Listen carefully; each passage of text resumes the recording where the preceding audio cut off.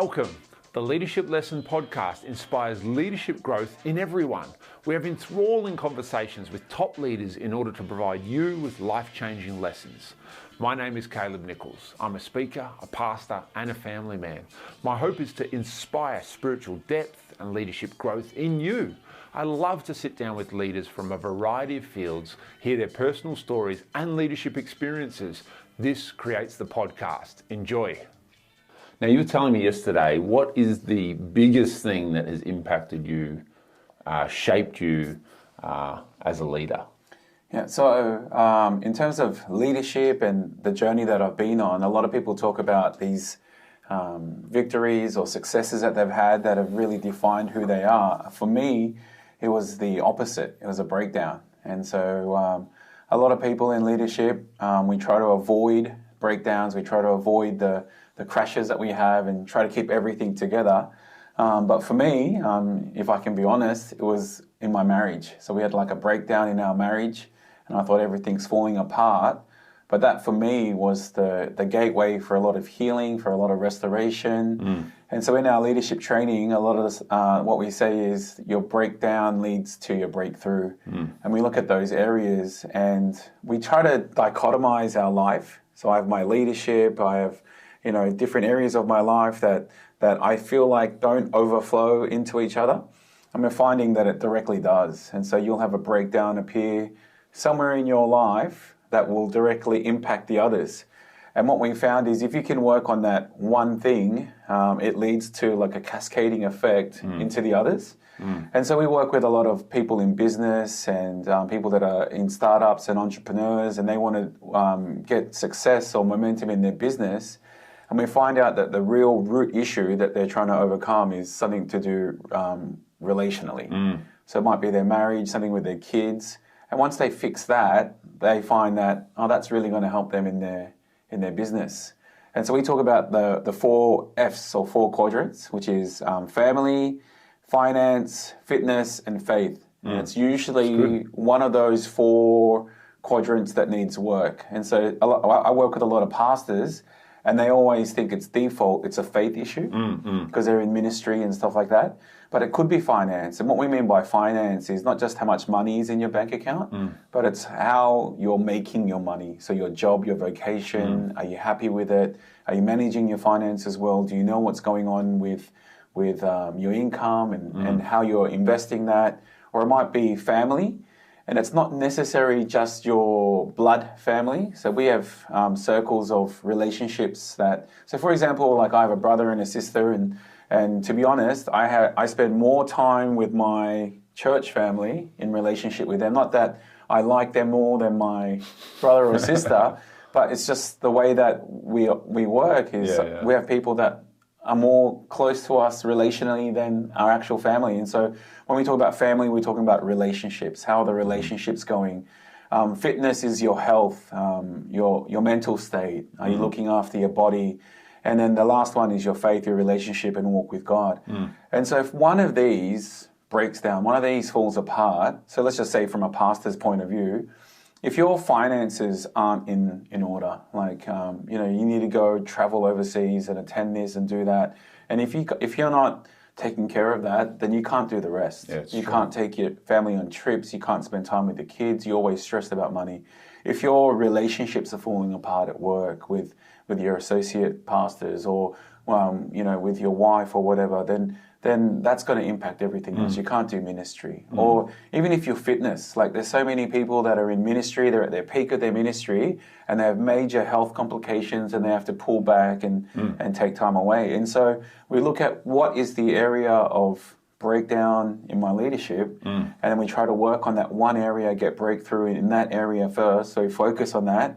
And then once there's a breakthrough, it cascades everywhere. And so for me, that was my marriage. It's amazing how what is internal or what is hidden, what can be hidden, is often the thing at the end of the day that can take you out or can cause that breakdown. And so tell us a bit about that, if you don't mind sharing, for you and Jane, your beautiful wife. When did those issues start to arise and how were they affecting you guys? Yeah, so we just hit a point where we were really busy, both of us. So she was looking after the kids and I was busy in ministry, traveling a lot. And we just realized, oh, hang on, something's not right. And we started to catch on, and we had a talk. We need to talk. We need to have a talk. We need a talk. Yeah, those ones. And we had one of those, and we realized, hang on, we haven't really been journeying together. We're each kind of out of responsibility, out of duty, and we realized, hang on, it's not going to work if we keep going down this way. And so one of the biggest things that came out for us was two things. One was integrity and intention. And those two things were the issues that I was having in my leadership. Like, I was out of integrity. And what I mean by that is I was different in different situations or different places. Yeah. So I didn't have integrity of character. So I was trying to be this pastor leader, and then it was different at home, and it wasn't flowing on. So I had to realize, hang on, I'm out of integrity here. I haven't been able to keep what I'd say I'd do. So something really simple was I'd say, hey, son, we'll go to the park on Saturday. And then an important couples counselling comes up. And usually it's the family that gets put on the afterburners and gets put aside. And so that's where I realized, oh, it's okay. It's for ministry. Oh, it's for work. But I realized I was out of integrity and I wasn't communicating that. So I realized it's okay to make changes and do that. But I had to be honest with my family, honest with myself about what I couldn't do, communicate that. And it was simply about doing what I was saying that I was going to do, and then making amends for it and owning it. So I think integrity is really about owning my life and being in that same place. And so one of the things that we started doing was, instead of making excuses or saying sorry, is acknowledging what I did and acknowledging and making a commitment. So I could say to my son, oh, sorry, and to him that meant nothing. Yeah. Because it meant I'll do it again. I could, this is what Dad does always when something comes up at church. And it's so, for example, if we had a meeting and I'm like, oh, sorry, I'm 5 minutes late. And what can you say to that? You say, it's all right, and you just go on. Yeah. But what we found more important was acknowledging it. So you're acknowledging, hang on, I was 5 minutes late. I didn't value the time. And my commitment is that I won't be late anymore. And that we found was more powerful. I found more powerful when we started doing that, acknowledging and committing versus trying to brush it off with I'm sorry. And so, how did you find that when that was out of whack and your integrity was in question, how was that affecting you as a leader? Yeah.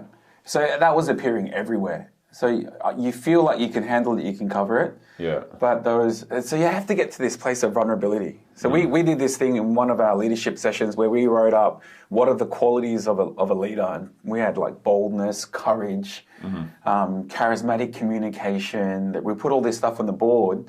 And we realized, hang on, what's missing on this board is vulnerability. And I don't know if you've seen all the Brene Brown stuff on vulnerability and stuff. No. And we found that that's like huge in terms of being a leader. Anything that has to do with creativity and courage, the key to unlocking that is going to be always vulnerability. So if you're a musician and you write a new song, for you to now show that to someone, there's this period of vulnerability where people are going to hate it, then they're not going to like it. If you're any leadership position, so let's just say even in biblical stories and stuff, in the Bible you look at David who fought Goliath, such a courageous thing. But the moment that he's confronting him, he has to get to this place of vulnerability, like, I could die. Like you have to overcome that. And so we found the overcoming of fear, confronting that, you have to come to this place of vulnerability. So as a leader, that's very good. I had to come to this place where, hang on, I don't have everything under control. And if I come out with this, so, I've got issues with my marriage right now, I need to work on this. Even saying I need to work on my marriage, it's such a negative thing. Because if you say I'm working on your marriage, it's like, oh, they've got issues. No, it's a good thing to work on your marriage. Like if I say, oh, I've been working on my fitness, I've been going to the gym, you say, good on you, mate. Like it's a good thing. You don't have to be, overweight with health problems to go to the gym. Like it's a good thing. Same with marriage. If you say I'm working on my marriage, a lot of people view that as a negative thing with issues. And we should always be working on That's right, marriage, relationships, prayer life, things like that are never, they're a lifelong journey. And I think that's the misnomer, isn't it? That somehow as a leader or as a pastor that you arrive at some place of a perfect marriage. And it's weird because no one really believes that. But we do talk in a way, as you're saying, as if we're trying to pretend it's okay or pretend we've got this part of our life, whether it's the finance bit or the family bit, down pat. But really, it's the pretending that isn't. There's no integrity there. There's no honesty there.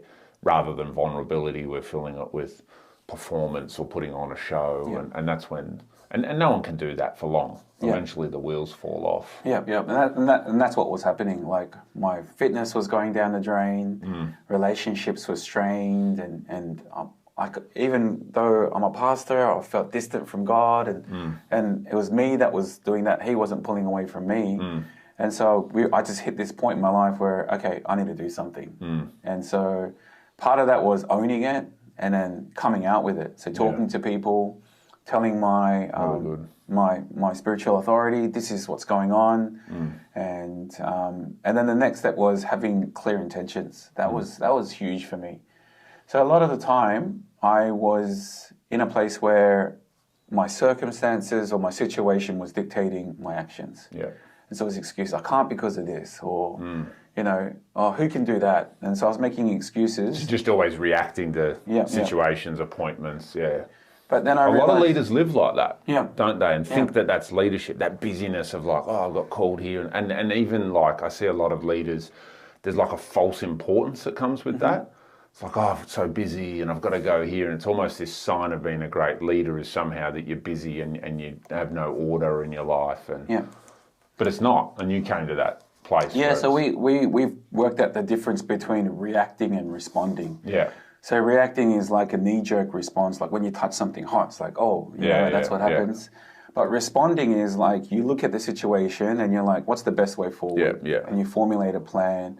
And so we started to respond to the circumstances around us, but the big thing for us was having clear intentions. And so a lot of the time, I was in a place where it's all about the mechanics. So if I know how to do it, I can do it. But I don't know how to do it, so I can't. But I realized it wasn't that was the issue, it was intention. So when you have the intention, like how people say where there's a will, there's a way, that's literally how it is. So let's just say, flying an aeroplane, would you say it's more mechanics or more intention?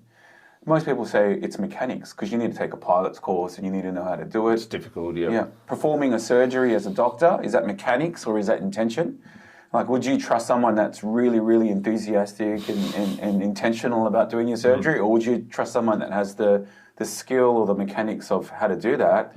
Well, the answer is you want to trust someone who has intention. And the reason why is the doctors that have the skill, that went through like 7 years of medical training, is because they were intentional about becoming a doctor. You don't accidentally wake up in pilot school. You don't accidentally wake up and, oh, I'm a surgeon. The skill set comes out of a place of having intention, but we focus so much on the mechanics of trying to get it right, of how do I do this, but really what makes things happen is the intention. And so in my marriage, I became a bit more intentional.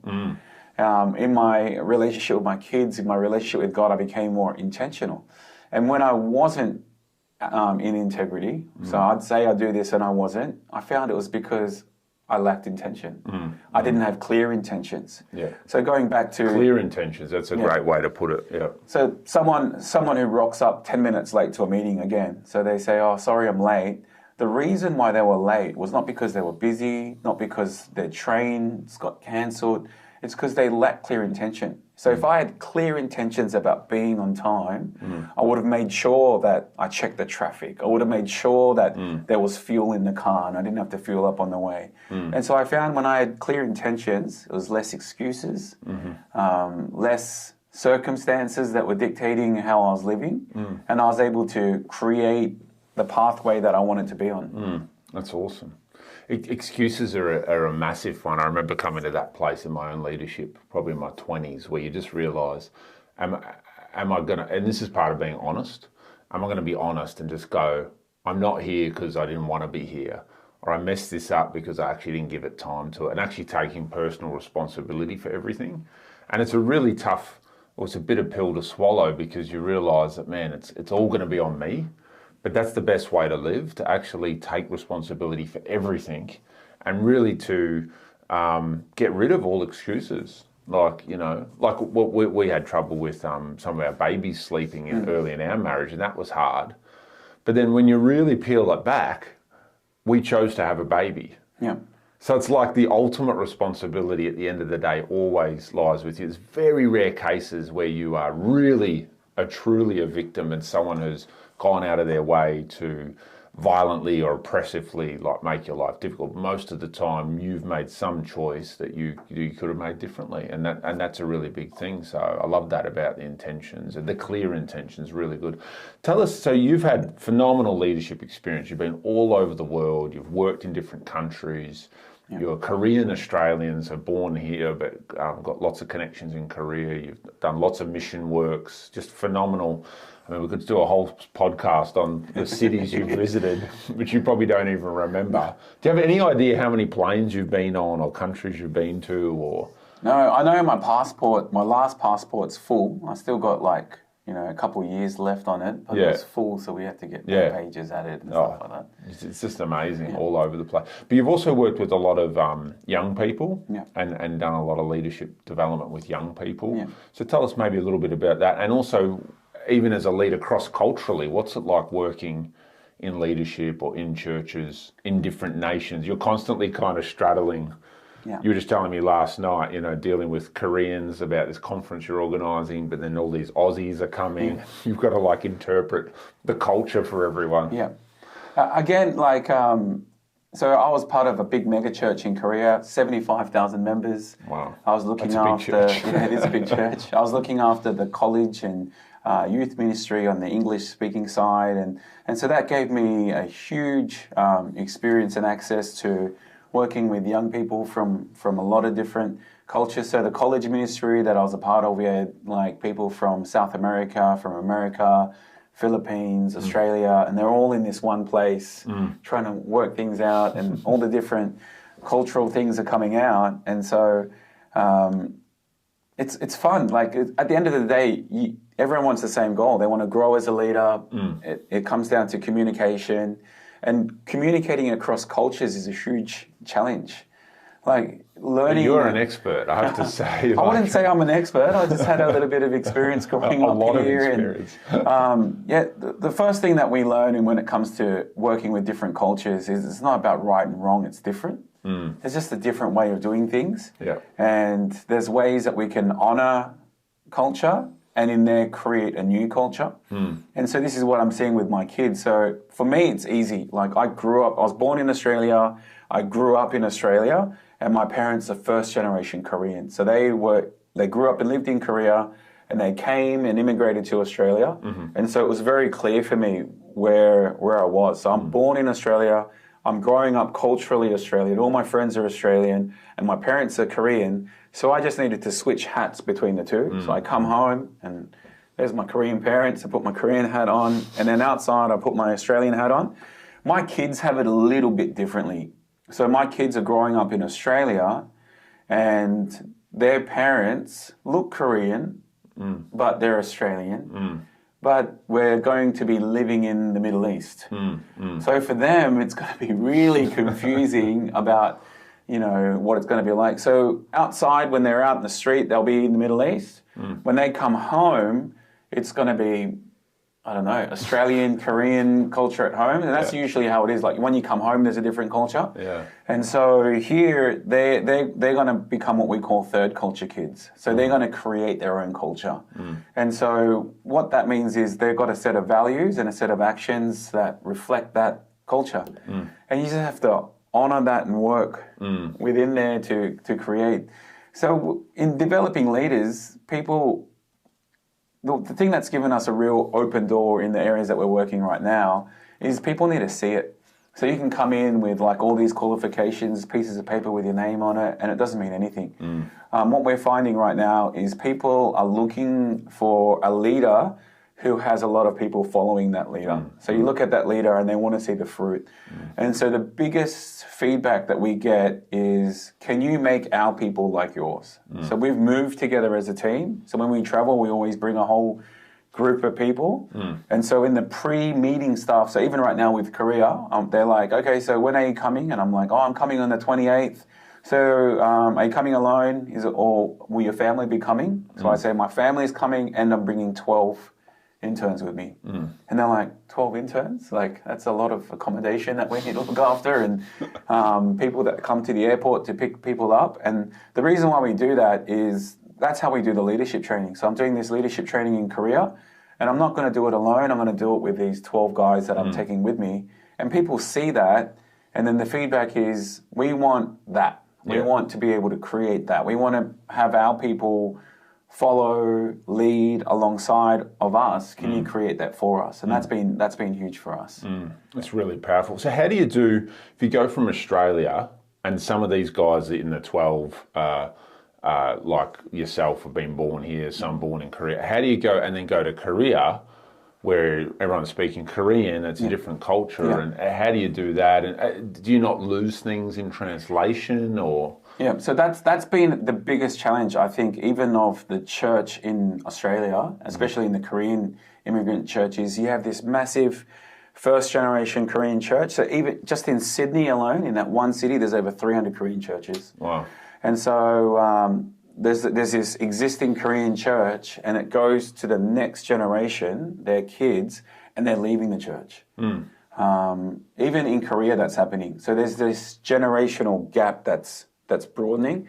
And how much of that is a faith thing, and how much is a just cultural, like reacting? I don't want to be like my parents. Yeah, I think you can't separate it. Both. Yeah, you can't separate it. Like that.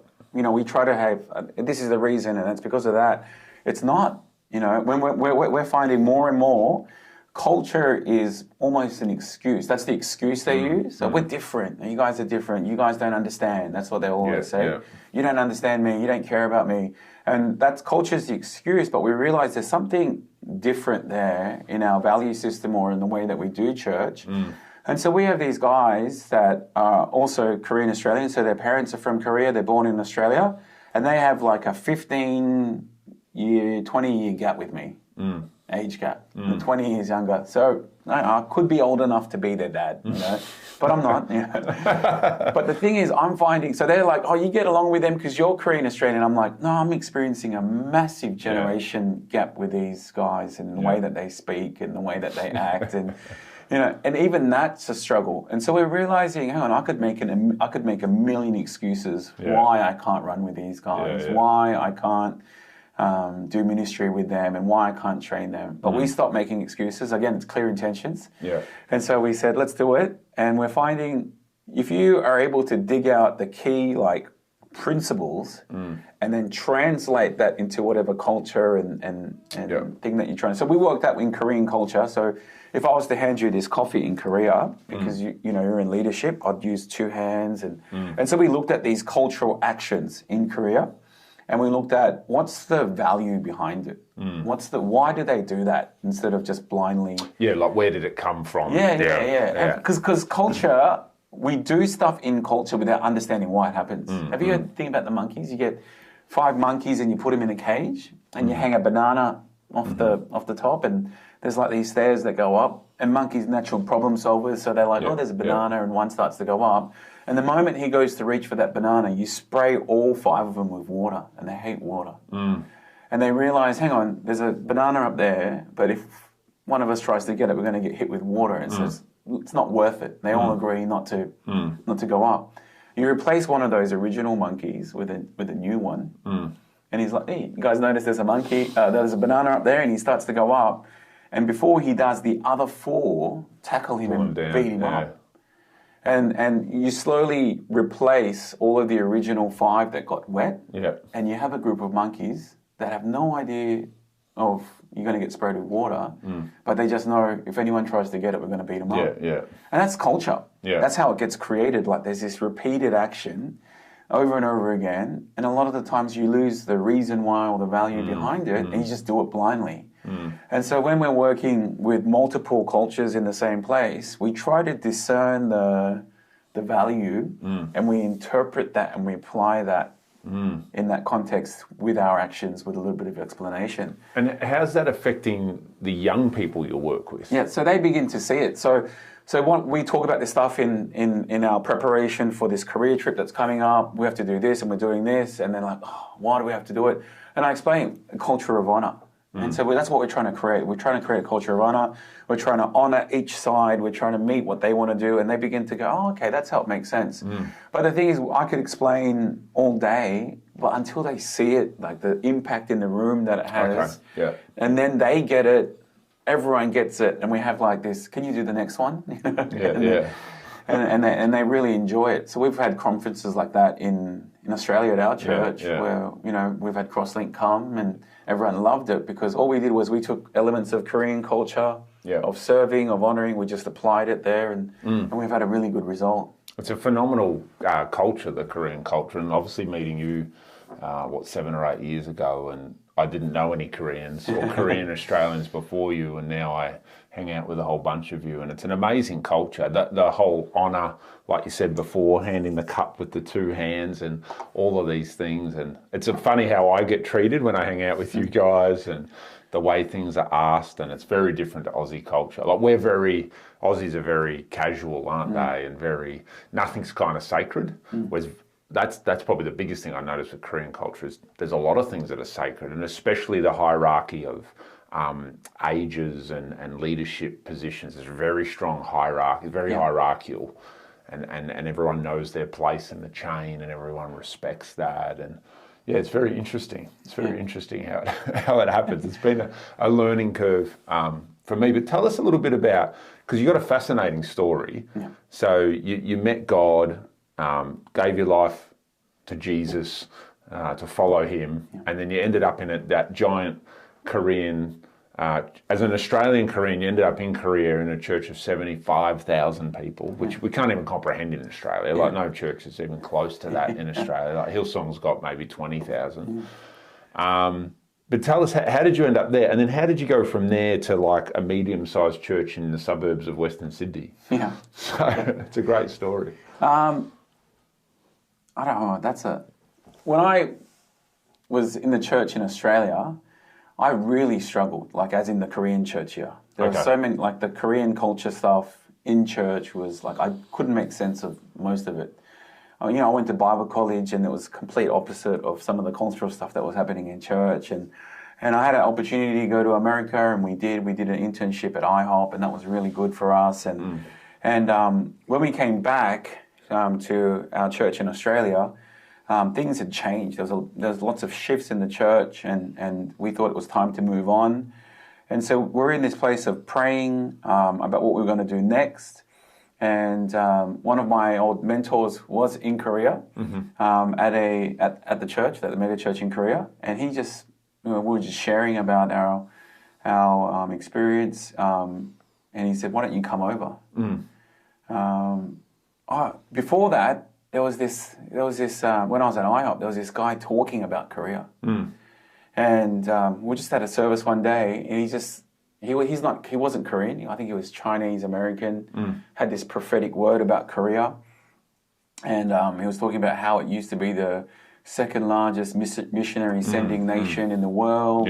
But the youth in Korea are currently leading the world in suicide, depression, alcohol addiction, abortion, and all of these things. The teenagers in Korea were like the number one or number two nation in all these negative things. And I was like, who's this guy thinking he knows about? Who's this non-Korean Chinese guy spouting all these like Korean stats? And so I started to look into it. And in that moment, I got a really big heart for the youth in Korea. And so I started sharing that on my social media, like little prayers and stuff. And then when I talked with my old mentor in Korea, he said, "Why don't you come over and be a part of our youth ministry?" And so things were winding up in Australia, and our heart was, I'm never coming back to Australia again, and a little bit hurt, a bit of a chip on my shoulder from the Korean church, but we're going to this opportunity to go to the megachurch in Korea, so we said yes, and we ended up there. And I had an amazing time, like just being a part of something so big. Like it's What's fun. it like? What's it like a church that big? Like you obviously don't meet everyone in the church. So like you don't know everyone. I don't even know. Like on our main campus, there's so many rooms, and I remember like on a Sunday, there's like 50 services that happen on that campus. Wow. Like it's just back to back to back. At one time, there's like 7 simultaneous services going on. Really? Wow. So it's just auditoriums and rooms. Yeah, so there's one main one with like 6 overflow rooms, and there's different. So my office or our office, our English ministry office was on like the 6th floor, and our worship hall was on B2, so second floor of the basement. So it's like 8 floors that I have to get through. And this would be like a multi-million-dollar building. It's crazy. So, so to get to my worship hall where I have my little youth thing is the exact time that one of the main services break. Oh, yeah. So it's like I'm going against the flow of 15,000 people. I'm trying to get in, they're trying to get out, and it was just like just to be a part of something like that was so amazing. That church is their heart is for missions. They had this vision of sending 2,000 missionaries by 2020. Wow. And I think they got really close. We got really close to doing that. It was such an amazing place to be. It was quite an experience. And so you get a little bit famous, do you? Not famous, but opportunities happen. So, for example, the church, kind of funds you to go get your driver's license in Korea. Yeah. So I got my driver's license. I had mine, but there's this there's levels of that used to in Australia. There used to be like a silver and a gold and all that. In Korea, it's the same. There's these different levels, and so I was just you can swap your license. So I swapped my Aussie license for a Korean license, which was a number 1 license, but they wanted me to get a number 2. Yeah. And so they paid for me to get a number 2 license. And you do a driving test in this 3-ton truck that's manual. And if you pass, which is no issues, we did it. I passed it. And the reason why they get you to do that is so you can drive the church van. And so there's only a limit. I was wondering why the other guys on staff weren't getting their license, and it's because there's like 2 guys on our staff that have that license. So every time the van needs to be driven, it's like you're up. And so I get this call one day and says, Mike, you're up. You got to drive the van, and it's like, I've got to pick up someone from the airport, stuff like that. And the reason why they ask us is it means someone that's English speaking is coming, and they need someone. So we went to the airport, and it's Francis Chan. Oh, yeah. And I was like, wow, Now, one time we got to pick up David Platt, Philip Yancey. It's like crazy like that you get to meet people, global speakers that come in because our church is so big. And so that was good. Like when I had Francis Chan in the car, like we were driving somewhere, and if I took this way, it would have taken 20 minutes, and if I go that way, it takes 40 minutes. I went the 40-minute way, so I could have a chat with him in the car. It was really good. It was just awesome. A mentoring session. Yeah, a little mentoring session with Francis Chan. That was really good. And you were kind of like, I forget the word you used to describe it. You're kind of a bit of a golden child, though, in the Korean church. Being able to speak Korean and English. English, it's usually one or the other. Yeah. And I couldn't at first, but what did they call you? A golden child or something like that. They didn't call me. I don't know.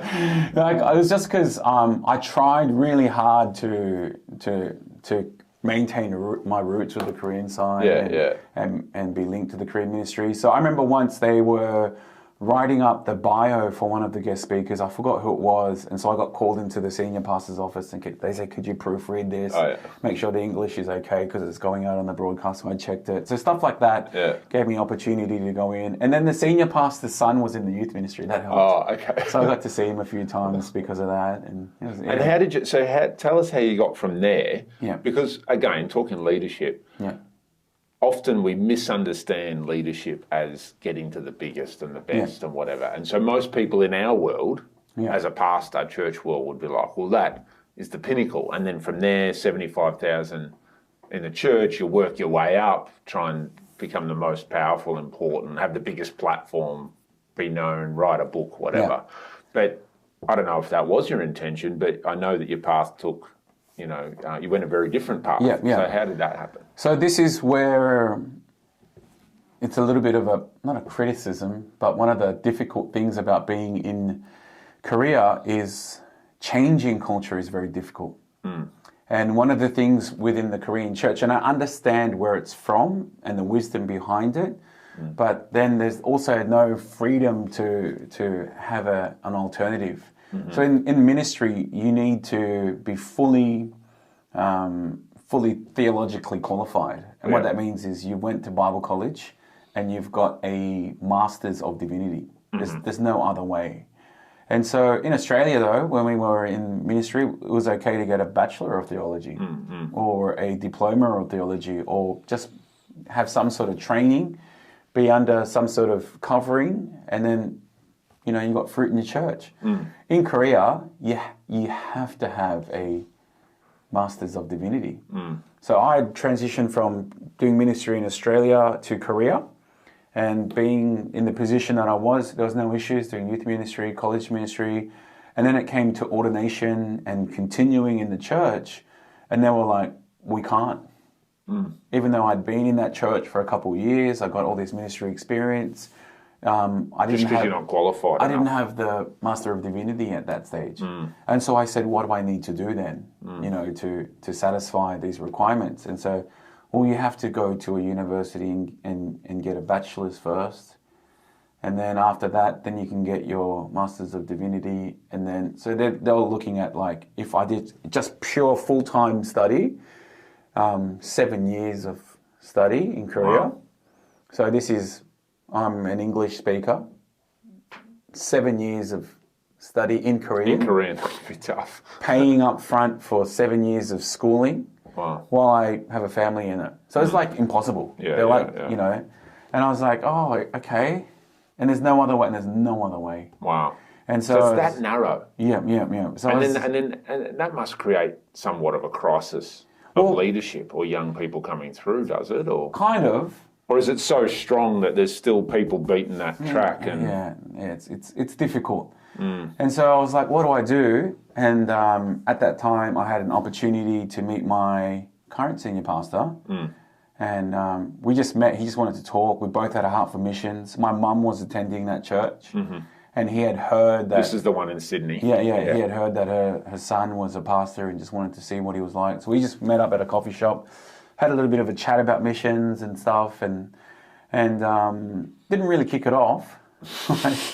Because the first thing he said to me was like, I'm not interested in starting an English ministry. Yeah. And I was kind of like, then why do you want to see me? Because that was your deal. That was my thing, Usually, like, I'd have a pastor come say, oh, you know, we need you in Australia, you know, we want to start an English ministry, you know, that's what I was good for, if that makes sense. Because in an ethnic church, as I understand it, that's really the key to keeping the kids that are born in Australia or even reaching beyond your ethnicity. You need competent people who speak English and the native language. So it's a pretty unique... So he begins the conversation with, I'm not interested in English ministry. And we just talked about missions and what God's doing and that. And then at the end of the conversation, usually there's like, well, you know, our church is willing to pay you this, or would you come over in 6 months? We'll try it. Here's the offer on the table. And he goes to me, do you want to run as father and son? And in my mind, I'm like, what is he talking about? I had no grid of understanding of what he was saying. I have a dad. I'm not an orphan, you know. But I realised I was spiritually. And I said, I pray about it. Because we were like, we had just had our second child, and we're in Korea thinking about what to do next. And I said, I'm not coming back to Australia, and here I am going from like this, you know, 75,000 member megachurch to now going to like this, you know, 200 member little Korean church in Lidcombe that doesn't even have an English ministry, and there's no offer on the table of anything. Like he's not saying if you come, you'd be able, you know, you can work, we'll pay you this. There was nothing. It was just like, do you want to run as... So I actually didn't know how much I was getting paid till I got my first paycheck in the bank. I was like, oh, that's how much I'm getting paid. And so it was like that. But I went back, told my wife, and something inside of our spirit was like, go. Like I just knew. It was a real act of faith then. Yeah. To really listen to God and... Yeah, and there was something about the conversation that we had that was like, okay, this guy's different. There's something there in his character, in his spirit, like he's the real deal type guy. And so I was like, let's go. I said to Jane, let's go. I don't know what it's going to look like, you know. And I think they might send us to the field because he was talking about missions a lot. And that was something that you and Jane had wanted to do initially, wasn't it? Yeah, even when you got married, you wanted to be missionaries. And, And so we went, and it was life-changing. I didn't realise having a spiritual father would make such a big difference. Like, that was a game changer for me. Explain how you understand that to someone who might not even be a Christian. Like, what does a spiritual father figure look like, and how did that impact you? Yeah. If you look in the Bible, all the guys that raised up people, so I realized, okay, there was Moses and there was a Joshua. Yeah. There was an Elijah and Elisha. Yeah. There was a Paul and there was a Timothy. Like you see these big Mordecai and Esther. There's always someone that has like this father type role to the next generation leader, and it's a very different relationship to like boss and employee or pastor and congregation. And I'm not saying any of those relationships are bad. Yeah, it's just different. Yeah, it's different. And so as a father, what was very different was there was this heart of championing me. So I have my son Elijah, and my heart is that he would be successful. It's not, how can my son help me in my business or my ministry? How is he of a benefit to me? No, it's just like, I want to see him do well in whatever he's called to do. It's like, I want to champion him. I want to support him, encourage him, and I don't get upset or jealous if he does well. Whereas in a lot of ministry, job places, there's that kind of insecurity about success and stuff, but in the father-son relationship there isn't. Like the father wants the son to do the best that they can, and there's a lot of sacrifice, and I didn't understand that at first. And also in the same way, there's a lot of correction and rebuke, but it's done out of love, and that's what people usually think of when they hear this father-son relationship. There's harsh discipline and rebuke, and yes, there is. But even the Bible, you know, says a son receives discipline. Like that's the mark of a son in Hebrews, is that you can receive that type of discipline. Because I don't go around disciplining kids on the street. Like I'm at the shops and be like, no, you should. If it was my son, I would, and that's the mark. Like I'm disciplining my son out of love so that he can build character and be successful. And that was happening. I've never had anyone do that in my life. And that's the model of Christ. Jesus learnt through discipline. You know, so it's powerful. But within that framework, that different kind of relationship, there's that unconditional love that surrounds it. So that's where discipline is powerful and works well, like with a good parent to a child, a healthy parenting. It's actually, I think it's really sad how parenting, often in our culture at the moment, dismisses that or waters down discipline for fear of making the kid not happy or hurting them or whatever. But it's actually a misunderstanding of real love is actually bringing correction and rebuke, and because it's a understanding that I'm training a child, you know, a future adult here. And the same in that spiritual father-son relationship. It's I'm investing in the next generation. I'm investing in Mike, the next generation, and that's going to require love, but it's also going to require refining and feedback and those kind of things. So obviously that was a dramatic impact and not something you experienced in the 75,000 person megachurch. And I'm not saying that the megachurch is bad or any of the leadership of that. It just wasn't the model. It's just a different model. And so what shifted in me was, here I was, my vision is this is what God's called me to do, this is what I'm good at. One of the things we talk about leaving your bags at the door, which is whatever you have that's good or bad, just leave them. And we talk about carrying your dad's bag. And so I have a spiritual father, so I leave my bags, and that's my ambition, my dreams, my vision. I'm not getting rid of them. I'm just putting them down. And I'm carrying his bags. That's the picture. Like if you have a father, as he gets older, he can't carry the bags like he used to. His body's not the same. I'm feeling it at 40. You know? And I'm only 39, so I don't feel that yet. So I'm carrying, so it's this thing about carrying his bags, carrying his vision. And then what I realized later on is like, because it's even within our church, I don't have to prove myself to anyone because I'm not doing what I want. It's not my ministry. Yeah. I'm carrying the leader of our church. I'm carrying his bags. And so everything I do has authority. So I'm carrying this bag and it's like, can I put this here? And they see his name on it. And so they're like, yes, you can put it here. And so that gave me a lot of, I'd say, like standing within our network, within our church, because I wasn't doing my own thing. They didn't see, oh, here's the English speaking guy. Oh, here's the children's ministry guy. No, I was carrying the father's bag. And that built a trust relationship within me and my spiritual father. And then what I found later was he was putting his name on the bags that I'd put down. And he was validating the stuff that I wanted to do. Anyway, but it was this time that if I had brought those bags in, I would have hurt myself and hurt everyone around me. And so there's this process of trusting and building and you know, so I've, you know, people find this weird when I talk to my other friends in ministry, and I don't know how people listening might find this, but I've kind of let go of that now. Like I'm okay not to pick those up. You die to all those ambitions and that. And it's like, I'm happy to build with him. So just recently, like he's in his 50s, and so he's not that much older than me. There's like a 10, 15 year gap between us, you know, but I just honor him as a father. And he recommitted his life. We had this little thing during one of our little family worship times overseas, and he's just like, I'm recommitting the next 10 years to the Middle East, you know, to do this.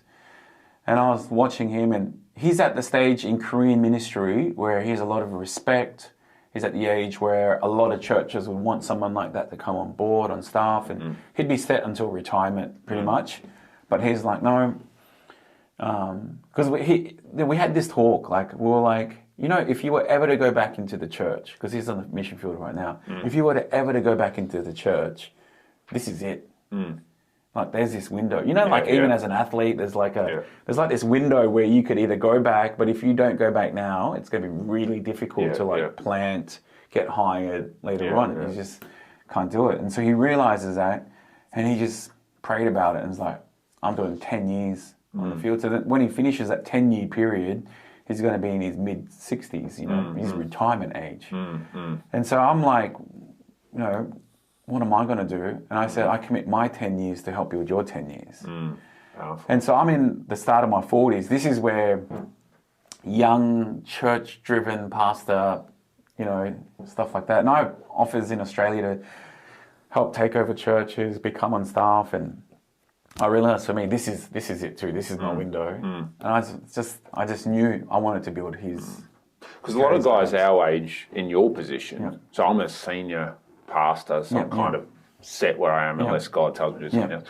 But someone in your position, maybe like as an associate or on the main pastoral team, often they go out now and start their church, don't they? It's like I've done 20 years of leadership, 10 years of pastoring. You know, like I'll launch out and do my thing, which is very Western Aussie as well. Like now I'll do my independent, autonomous.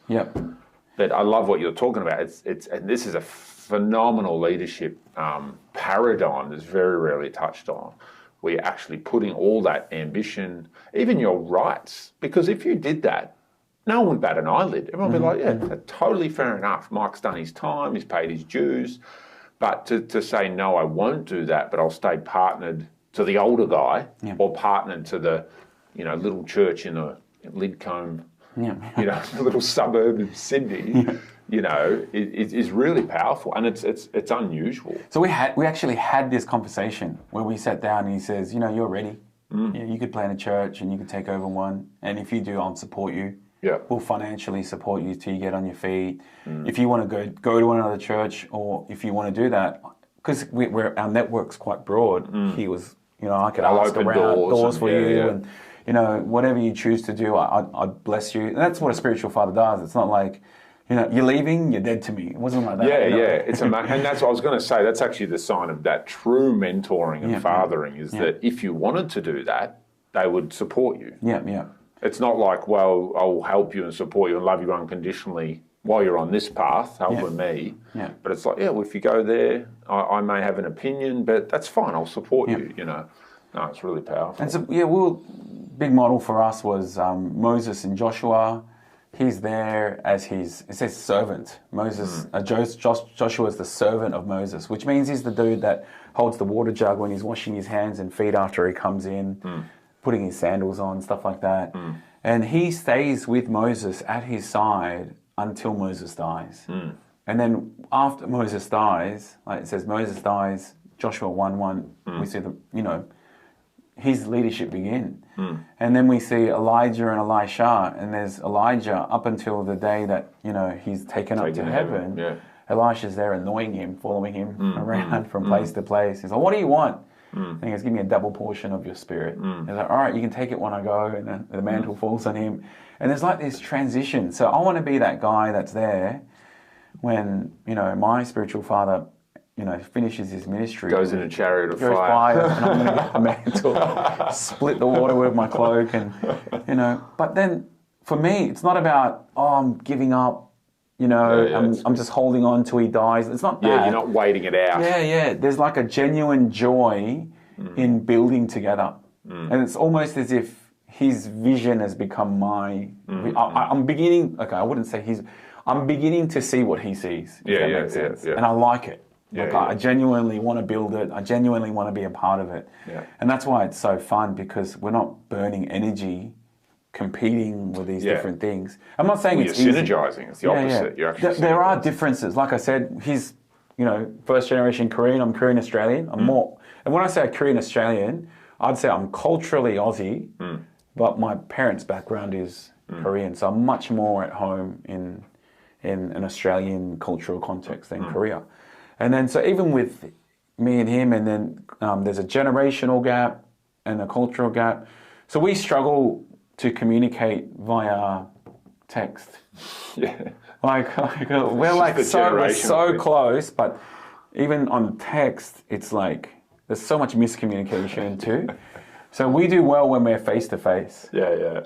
We have to, because there's so many cues that we need to help us in our community. So it's hard, but we have this amazing relationship where we're building and synergizing together, and it's so fun. And then so out of all of this with your pastor and coming to Sydney, now you are, after all these years, I think you were telling me it's been 18 years since you first kind of felt, you and your wife, we want to be missionaries. Yeah. Now, 18 years later, you've just launched, you leave this week to go to the Middle East to become full-time missionaries. Let's finish on that.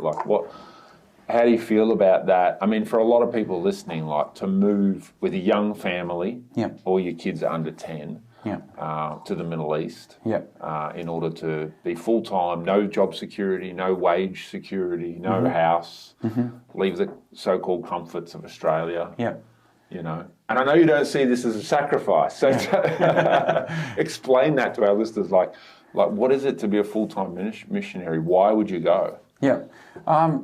One, I'm super excited. I can't wait.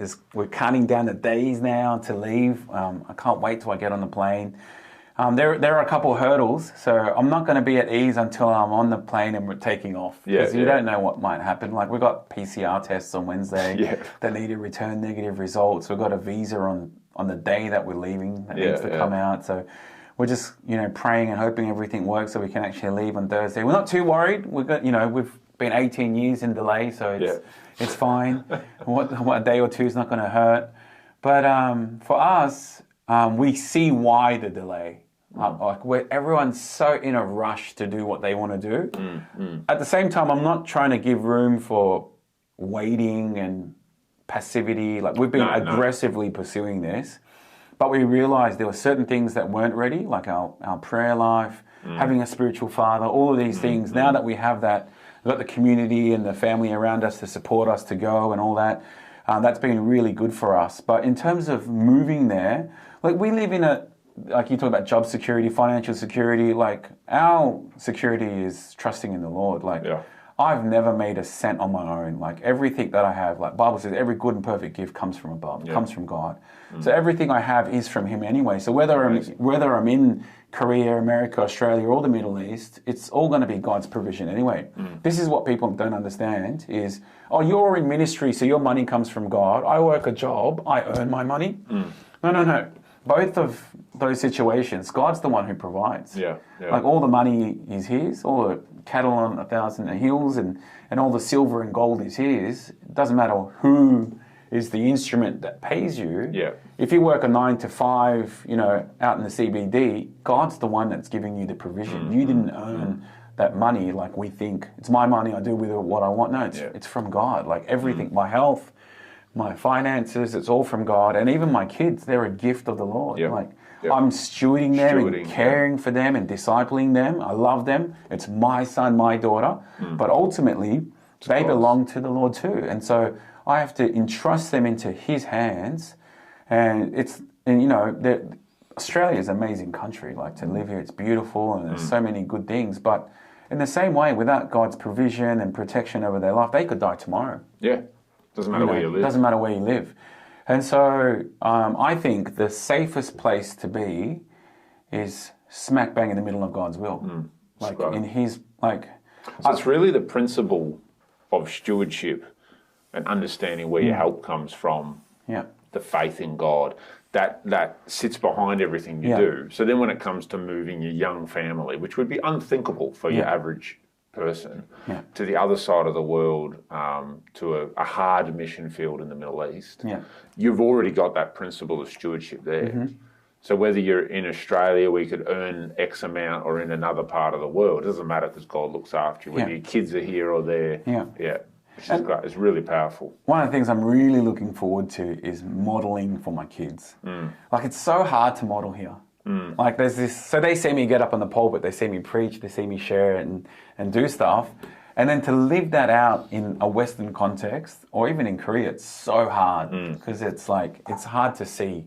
Like they don't see the heart, or they don't see the application of it as clearly as if in the Middle East. Like people want to grow, if you want to grow in your prayer life, go live in the Middle East. Like it changes the way you pray. It's just like And so same with my kids, like being there and teaching them life lessons, it takes on a whole nother context to be able to model that and show that to them. And so that I'm looking forward to, trusting in God. I do that here, but it's different. So you see, like at Alameda going in the mission field, not only obviously to reach the local people, but even to parent and disciple your children, as well as yourself. I would love it if my kids became missionaries. Like that's there's nothing like that would be like, I'd high five Jane if they say, we'd be like, we've succeeded. That's amazing. In discipling our kids. And for us, it's really if there is a God, like if He was to show up today, like if Jesus was to literally lift the roof off the church, poke His head in, and he's, whoa, there He is. Like, oh, we're just singing about you, And then if he was to ask us something, what would it be? And we'll be like, oh, Jesus, you should come see this conference that we had, or like, well, we're starting this new ministry, and we'd want to show Him all these amazing things that we're doing for Him. But I really was thinking, like, what would He ask? Like, what was it that He would be like? Because kids do that. It's like, it's like, hey, Elijah, clean your room. And then I go do something and I come back. And so I want to be like, did you clean your... And he's like, look at this picture that I drew. That's what kids do. Look at this tower that I made, That's what kids do. And I realized I'd probably do the same thing. But what would be the thing that Jesus would be like, hey, how's this going? And I think it's the Great Commission. The last thing He said to us before He went to heaven, He said, all authority on heaven and on earth has been given to me. Therefore, go and make disciples of all nations. And so I think if He came back, He'd lift the roof on the church and be like, yeah, that Great Commission thing that I said just before I left, where all the authority on heaven and earth has been given to me and I gave you that mission. How's that going? And I want to be able to say, I'm here doing it. I'm trying, my family, like I want to be in that place where I'm in obedience in the yes and amen to that Great Commission. That's the why, I think, behind why we're going, is we want to be in that place where where that's actually real to us. So if God's real, what's more important or what's more joyful than being in that place of serving Him on the mission field? Like that's the place I want to be. Yeah. That's great. And and that principle, obviously, I know that your heart is, you're not saying that everyone should be a missionary or pastor. We don't want to fall back into that. But everyone's called to serve, and everyone has a calling on their life. Yeah. And we believe that whether you're a Christian or not, don't we? That there's a call there. And if people come and meet Jesus Christ, it's amazing. We've seen it many times. What is one of the first things that often happens is this sense of like, God has a plan for me and a specific purpose for my life. Yeah. And within that, ultimately, is to serve His mission and to reach the world with His love. And I think doing that in such a practical way on a mission field in a place where there's barely any Christians, it's just phenomenal. It's very inspiring. I think people misunderstand that not everyone is called to go overseas. Like we see it all the time. We see some really good like school teachers that should be missionaries, and we also see some really good really good teachers that should be teachers, but they're on the mission field. So it's like you have to discern like, where is God? I think that's if you have homework as a believer, it's to discern where it is that God wants me to be. In the same way that like somewhere like the Middle East or North Africa or anywhere else in the world where, there's no believers and there needs to be a gospel witness, you could view Melbourne like that. Oh, exactly. You know what I mean? Like, it's just as hard in a lot of ways. Just different harder context. even. So there is a need. So people misunderstand the imperative verb in the Great Commission. So a lot of people put the emphasis on caps lock, triple exclamation mark, go. Go. You're called to go, and make. But in the Greek of that actual text, the imperative verb is to make. The go is a simple as you go. As you're going, wherever it is that you go, make. Make disciples. So everyone's like, I didn't go anywhere. No. If you're here living in this city, are you making? Are you reaching out to those around you? Are you reaching your local community? Are you reaching your city? Are you making disciples? That's the. Are you part of that process? And if you're not, that's where you need to get on board. Not on the going overseas part. Very good. Well, thank you very much for being on the Leadership Lessons podcast today. A big blessing to you and your family as you head off this week to the Middle East. It's just amazing. So we're going to do this again when you're back here visiting. That's brilliant. Thank you. I trust you were impacted by that Leadership Lessons podcast. I would love to hear your thoughts about today's podcast. Please comment down below and please review the podcast and share it with a friend. Doing this inspires us and helps others to find the podcast. See you next time.